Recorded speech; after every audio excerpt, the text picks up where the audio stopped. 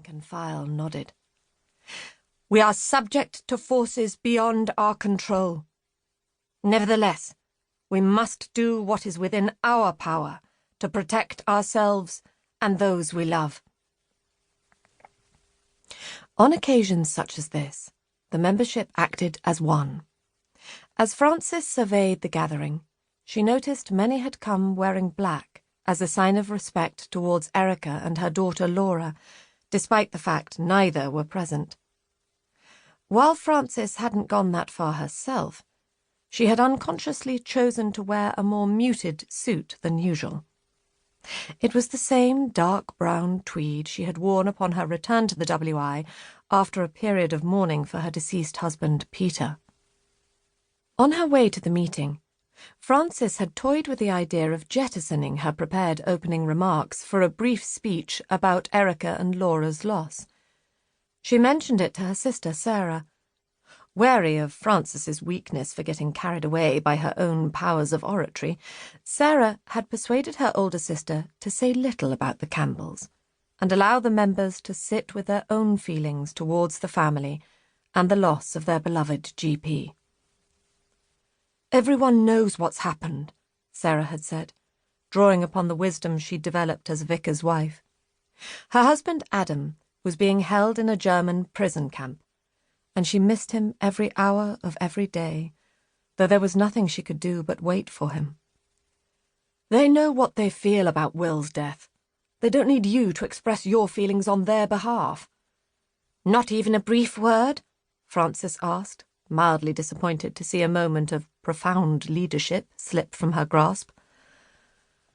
"Adam always placed great value on allowing people to spend time with their own thoughts at moments like this.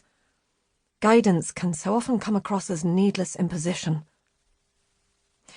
Reluctantly heeding Sarah's advice, Frances looked at the women seated in solemn rows before her and said nothing about the Campbells beyond a single sentence. "I should now like to dedicate our rendition of Jerusalem to our bereaved, beloved members Erica, Laura, and Kate at this time of immense loss." Many women took out handkerchiefs to gently soak up wet eyes. Frances held herself in check and turned to Alison Scotlock at the piano and nodded for her to begin. Will Campbell had left an indelible impression on the lives of all present. The women sang their hearts out for their irreplaceable doctor. By the final line, not a single cheek was dry, the chairs included. Frances allowed the final, passionate refrain to drift up into the rafters and seep into the night, then nodded for everyone to sit. "Thank you, ladies," she said appreciatively. "Were Erica and Laura here, they would have been extraordinarily moved, as they no doubt will be by your support at Will's funeral next week at St. Mark's." Sarah shot an alarmed glance at Frances, suspecting she might succumb to the temptation to soliloquize about Will's death. However, her own recent bereavement enabled Frances to maintain discipline and move directly on to the chair's report. She began by congratulating the members on their astonishing efforts with the Trekker initiative. "My dear colleagues, I struggle to see how it could have gone better, I really do. We have fed and sheltered hundreds and hundreds of people from nearby cities. There isn't a woman present who hasn't thrown herself into the operation here in the hall or up at St. Mark's. We have been so successful that we have motivated 3 sister branches in the region to follow our lead and set up their own soup stations and shelters." This news brought forth a delighted round of applause. Frances raised her hands for silence once again.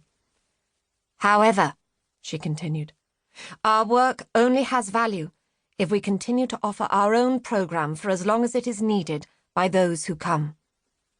The women nodded in agreement. Except one. "What if that's months or even years away?" called Mrs. Talbot, standing in her place at the rear of the hall to ensure her point was heard by everyone. "Then we shall commit to giving sustenance and shelter for months or years, or until our ability..."